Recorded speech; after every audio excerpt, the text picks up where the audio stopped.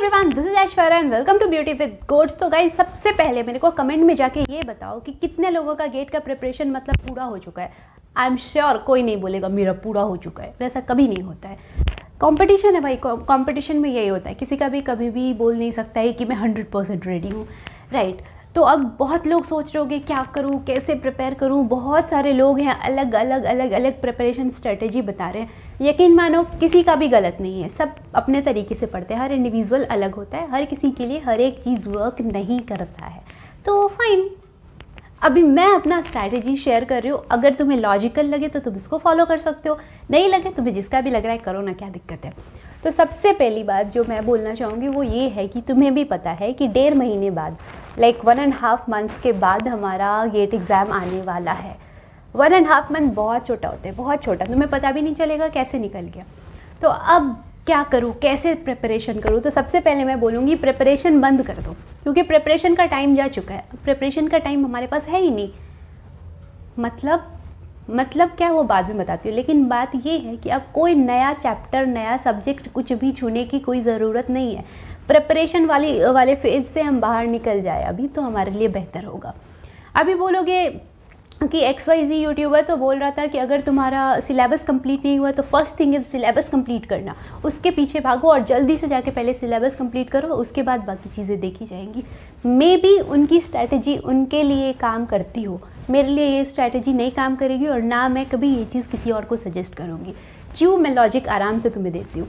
तो सिंपल सी बात है, मेरे लिए ये काम नहीं करेगी तो मैं कभी नहीं बोलूँगी। हो सकता है उनके लिए काम कर रहा हो, मे बी बहुतों के लिए करे। इन केस तुम्हारे लिए करता है तो तुम कर सकते हो वो चीज़। Otherwise I will say please no no no no new chapter, no new subject. ठीक है, अब क्यों मैं ये बोल रही हूँ वो मैं बाद में बताती हूँ। उससे पहले अगर चैनल पर नए हो तो सब्सक्राइब वगैरह कर देना। बाकी एक और बात ये कि अगर तुम गेट का प्रिपरेशन अभी कर रहे हो तो गुड, ग्रेट, प्रिपरेशन बंद करो, आगे बताती हूँ क्या करना है। लेकिन अगर तुम 23 या 24 में देने वाले हो, मतलब जूनियर्स, तो जो अभी नहीं दे पा रहे 23 या फिर 24 में देने वाले, 2023 और 2024, तो उनको ज़्यादा स्ट्रेस लेने की ज़रूरत नहीं है। आपके पास अभी एम्पल अमाउंट ऑफ टाइम है। आप आराम से, लिंक मिल जाएगा डिस्क्रिप्शन में, जाओ।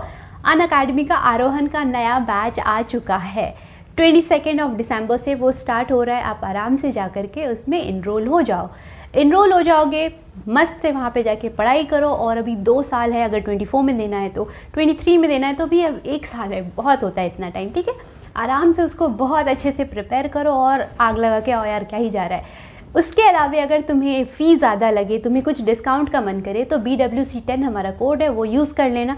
वो यूज़ करोगे तुम्हें 10% ऑफ अपने आप मिल जाएगा। तो ये बहुत अच्छी चीज़ है ना, आराम से करो। और सबसे मस्त बात ये है कि ये बायलिंगुअल होने वाला है। बायलिंगुअल बोले तो हिंदी प्लस इंग्लिश, तो दोनों ही लैंग्वेज में आपको पढ़ाया जाएगा।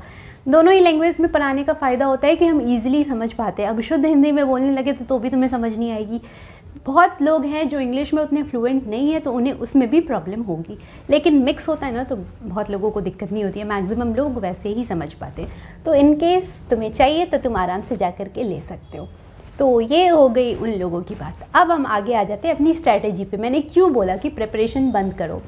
देखो, मैं एक सिंपल सी बात बता रही हूँ, एक एग्जाम्पल लेके चलते हैं। तुम मान लो एक ऐसे बच्चे हो जिसका डेटा स्ट्रक्चर कंप्लीट हो चुका है, एल्गोरिदम कंप्लीट हो गया है, TOC कंप्लीट हो गया, थ्योरी ऑफ कंप्यूटेशन, तुम्हारा compiler design let's say complete हो गया है, और मैथ्स कंप्लीट हो गया है, और एप्टीट्यूड कंप्लीट हो गया है। तुम्हारे 6 सब्जेक्ट्स जो हैं वो तुमने पढ़ा हुआ है। अभी भी तुम्हारे कुछ सब्जेक्ट्स बाकी हैं, जैसे कि तुम्हारा DBMS बाकी है, तुम्हारा कंप्यूटर नेटवर्क्स बाकी है, उसके बाद तुम्हारा COA, यानी कि क्या बोलते हैं उसको, COA को, कंप्यूटर ऑर्गेनाइजेशन एंड आर्किटेक्चर, वो बाकी है। तुम्हारा ऑपरेटिंग सिस्टम बाकी है। तुम्हारे 4 मेजर सब्जेक्ट्स अभी भी बाकी हैं, और चारों ही बहुत बड़े बड़े हैं। ऑपरेटिंग सिस्टम बहुत बड़ा है, कंप्यूटर नेटवर्क्स उससे छोटा है लेकिन ये भी बहुत बड़ा है, DBMS कुछ ज़्यादा ही बड़ा है। उसके बाद हमारा COA था, कंपैरेटिवली छोटा है, पर ये भी कुछ खास छोटा तो है नहीं। 4 बड़े बड़े सब्जेक्ट्स तुम्हारे अभी भी बाकी हैं। प्रिपरेशन कर लेते हैं, क्योंकि किसी ने बोला था सिलेबस कंप्लीट करना is the must, like is the main thing. ठीक है, करो।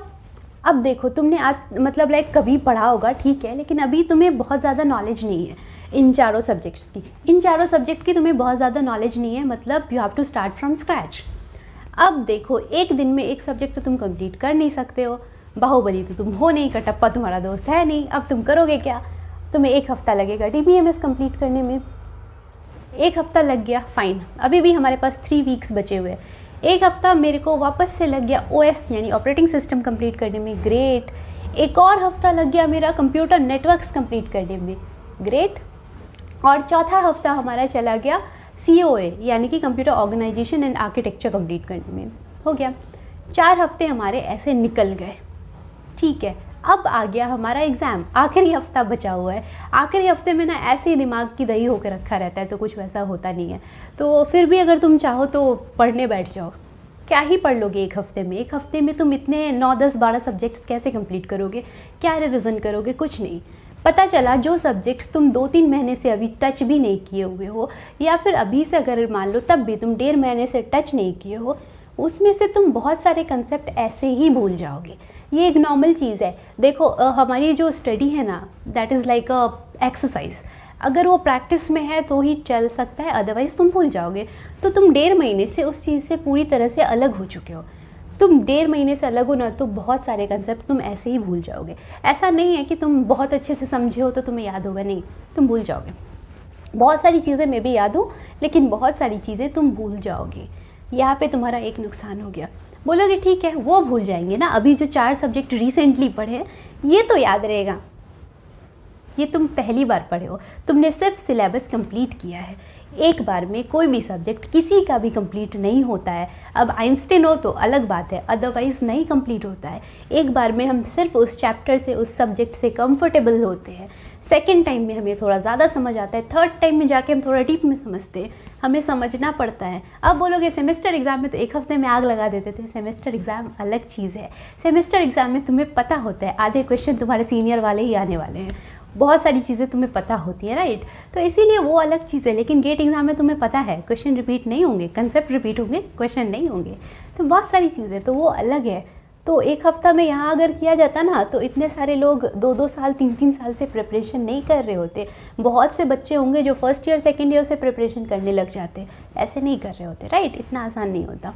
तो इसीलिए एक बार में तो समझ आने से रहा, एक बार में तो समझ आया नहीं है। यहाँ भी तुम बस कंफर्टेबल हुए हो, आधी चीज़ें पता है, आधी चीज़ें नहीं पता है। सोच लो रैंक कहाँ जाएगी, बहुत नीचे।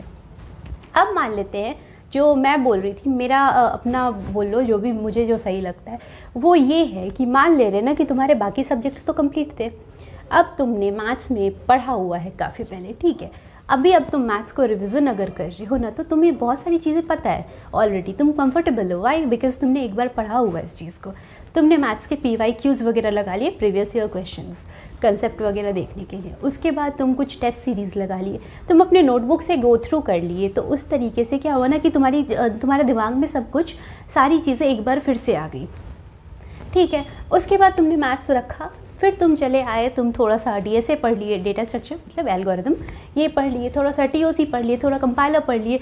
उसके बाद सबको मिला जुला के अगर तुम पढ़ते गए ना कि वीक में एक दिन ये, वीक में एक दिन ये, तो ऐसे करके लाइक मंडे को मैं TOC पढ़ लिया, ट्यूसडे को मैंने CD यानी कि कंपाइलर डिज़ाइन पढ़ लिया।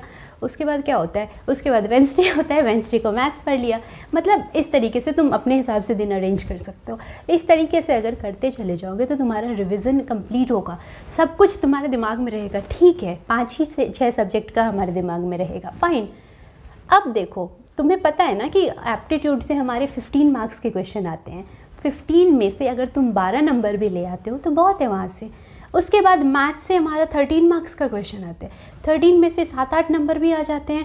उसके बाद तुम्हारा क्या है, तुम्हारा DSA, data structure and algorithm, बहुत ज़्यादा नंबर इधर से आते हैं। TOC और कंपाइलर से तुम्हारे 14-15 नंबर के आते हैं। तो जो भी ये सब मिला के कम से कम तुम क्या करोगे ना कि 40-50 मार्क्स जैसा तुम सिक्योर आराम से कर सकते हो। देखो 28 मार्क्स का तो सीधा तुम्हारा मैथ्स प्लस एप्टी ही हो गया। उसमें अगर तुम 23-24 भी ले आते हो तो बहुत है। फिर इधर उधर से घुमा के ले आते हो ना तो 40-45 तुम्हारा ऐसे ही हो गया। बाकी जो सब्जेक्ट्स तुमने नहीं भी पढ़ा हुआ है, तो तुमने क्लास में कभी पढ़ा होगा, कुछ भी तो थोड़ा बहुत भी तो पता होगा ही, उन सब से तुम्हारा मार्क्स आएगा। हो हाँ, मैं बोल रही हूँ कि अगर तुम्हारा सिलेबस कंप्लीट नहीं है तो तुम डेफिनेटली टॉपर नहीं बन सकते हो, ठीक है। क्योंकि बहुत सारे लोग हैं जो सिलेबस कंप्लीट करके तब रिवीजन कर रहे हैं, तब ये काम कर रहे हैं जो तुम्हें अभी मैं करने बोल रही हूँ। तो इफ़ तुम्हारा सब्जेक्ट कंप्लीट है, सारे लाइक जो भी सिलेबस था वो कंप्लीट है, तब भी तुम्हारे लिए ये स्ट्रैटेजी वर्क करेगी। नहीं है तब भी उस चीज़ को आप बंद करो, नया चीज़ छूने का भी कोई फ़ायदा नहीं है, अदरवाइज़ जो आता है वो भी जाएगा। एक मेरे पापा एक बात बोलते हैं कि निश्चित मतलब जो श्योरिटी है जिस चीज़ में, निश्चित छोड़ के जो अनिश्चित पे जाता है, अनिश्चित अनिश्चित ही होता है, निश्चित भी छूट जाता है। सिंपल वर्ड में समझाती हूँ, तो जिस चीज़ की श्योरिटी होती है, जहाँ तुम श्योर हो, अगर मुझे पता है मैं डेटा स्ट्रक्चर में अगर 10 नंबर के क्वेश्चन आएंगे तो मैं 8 नंबर ले आ सकती हूँ, अगर मैं इतनी श्योर हूँ।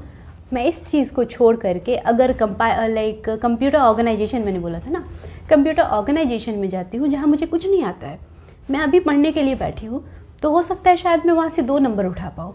तो यहाँ का 8 नंबर जो है ना, जो मेरा स्ट्रेंथ था, इस चीज़ को मैं छोड़ के 2 नंबर वाले पे कूद रही हूँ। इससे अच्छा है ना मैं इसको पकड़ के रखूँ कि मेरा 8 नंबर कम से कम आए, क्योंकि मेरे को ओवरऑल मार्क्स मेरा इंप्रूव करना है। मेरे को ऐसा कुछ शो ऑफ नहीं करना है कि मैंने सारे सब्जेक्ट कंप्लीट किए थे। कोई नहीं पूछेगा, कोई नहीं पूछेगा। लिटरली लोग तुमसे पूछेंगे तुम्हारा रैंक कितना आया, और लोग कुछ भी पूछें, मैटर भी यही करेगा। चाहे कहीं एडमिशन हो, PSU जाओ, जहाँ जाओ, मैटर भी यही करेगा तुम्हारा रैंक कितना है, तुम्हारे मार्क्स कितने हैं। तो इसीलिए इस चीज़ पे ज़्यादा फोकस करना। और अगर बोलोगे टेस्ट सीरीज़ वगैरह, आपने बोला ठीक है, लाइक नोटबुक से गो थ्रू कर लेंगे, PYQs लगा लेंगे, PYQ कहाँ से लगाए, तो यार बहुत सारे तुम्हें ऑनलाइन मिल जाएंगे। वैसे गेट ओवरफ्लो एक मुझे बहुत अच्छा लगा था, तो तुम चाहो तो मैं लिंक डाल दूँगी डिस्क्रिप्शन में, तुम वहाँ से उसको देख लेना, फ्री में है, कुछ वैसा नहीं है, तो तुम वहाँ से जा कर के देख सकते हो। उसके बाद टेस्ट सीरीज़ डिफरेंट इंस्टीट्यूट्स वगैरह हैं, तुम्हें जहाँ से मन करे तुम आराम से वहाँ से जा सकते हो। नहीं अगर तुम्हारा मन करे तो अनअकैडमी का कॉम्बैट तो है ही, वहाँ जाओ, वो फ्री में तुम्हें हो जाएगा। कब हो रहा है? तो 26 दिसंबर। 26 दिसंबर बोले तो संडे मतलब दिन के 11 बजे, संडे को दिन के 11 बजे 26 दिसंबर को आपका गेट कॉम्बैट हो रहा है ऑन अनअकैडमी प्लेटफॉर्म। उसके लिए भी लिंक तुम्हें डिस्क्रिप्शन में मिल जाएगा। बिल्कुल मुफ्त है, पैसे देने की कोई ज़रूरत नहीं है। एंट्री पास तुम्हें चाहिए तो उसके लिए तुम BWC10 यूज़ कर लेना, आराम से ये 2 और डालो, जा करके देखो कितने मार्क्स आ रहे हैं। बिकॉज तुम्हारे जो टेस्ट सीरीज़ होते हैं, फिर वो चाहे अनअकैडमी के हो या किसी और अकेडमी के हो, फ़र्क नहीं पड़ता है। किसी भी जगह का टेस्ट सीरीज़ जो है ना, वो उसका रैंक मैटर नहीं करता है। मैटर सीधा करता है ना कि अगर उसमें तुम मिस्टेक भी कर रहे हो, फाइन, उसमें तुम्हारे कम नंबर भी आ रहे हैं ना, चलेगा। तुम देखो कि तुम गलती कहाँ पे कर रहे हो और उस चीज़ को रेक्टिफाई करने की कोशिश करो। वो चीज़ अगर तुम्हारा सुधर जाता है तो बस सही है सब, क्या ही फ़र्क पड़ रहा है। टेस्ट सीरीज़ में मेरे 5 नंबर आ रहे हैं, चलेगा, लेकिन अगर मेरे गेट में 90 नंबर आ रहे हैं ना तो बहुत है यार, 70 आ रहे हैं बहुत है, ठीक है। तो मेन फोकस उधर रखना है। इसमें अगर गलती कर रहे हो उस गलती से सीखो। जितने तरह के मिस्टेक्स कर सकते हो तुम इसमें टेस्ट सीरीज़ में करो। जो मेन हमारा गेट एग्ज़ाम होने वाला है उसमें मिस्टेक करने की कोई ज़रूरत नहीं है, उसमें स्कोप नहीं छोड़ना है मिस्टेक करने का। जितना शौक पूरा करना है अभी कर लो। खैर मैंने बोला कि इधर पे टेस्ट सीरीज़ में बहुत मार्क्स लाके कोई फ़ायदा नहीं है, कुछ नहीं है, सिंपल सी चीज़ है। इधर वाले टेस्ट सीरीज़ में अगर तुम अच्छा परफॉर्म करोगे तो कॉन्फिडेंस बूस्ट होता है, ये बहुत बड़ी चीज़ है। गलत फलत करते हो कुछ तो वहाँ से तुम सीख सकते हो, ये चीज़ मैंने ही बोला है ग्रेट। लेकिन अनअकैडमी में अगर अच्छा परफॉर्म करते हो तो तुम्हें बहुत कुछ मिल सकता है। बोले तो क्या मिल सकता है? JBL का स्पीकर मिल सकता है, तुम्हें iPhone मिल सकता है और बहुत सारे गिफ्ट्स हैं। तो जितने लकी रहोगे, जितना अच्छा परफॉर्म करोगे, मिल जाएगा। तो अगर ये सब भी चाहिए तो आराम से जाओ, अच्छा परफॉर्म करो। अच्छा परफॉर्म करना हमेशा अच्छा होता है, ठीक है। ऐसा नहीं सोचता है इसमें परफॉर्म करके क्या करेंगे, अपना बेस्ट दो। अगर कम मार्क्स भी आता है तो स्ट्रेस नहीं लेना है, गलती को सुधारने की कोशिश करना है। बस इतनी सी बात थी। मिलते हैं नेक्स्ट वीडियो में, तब तक के लिए stay healthy, stay fit, love you all. This is Aishwarya signing off, bye bye bye.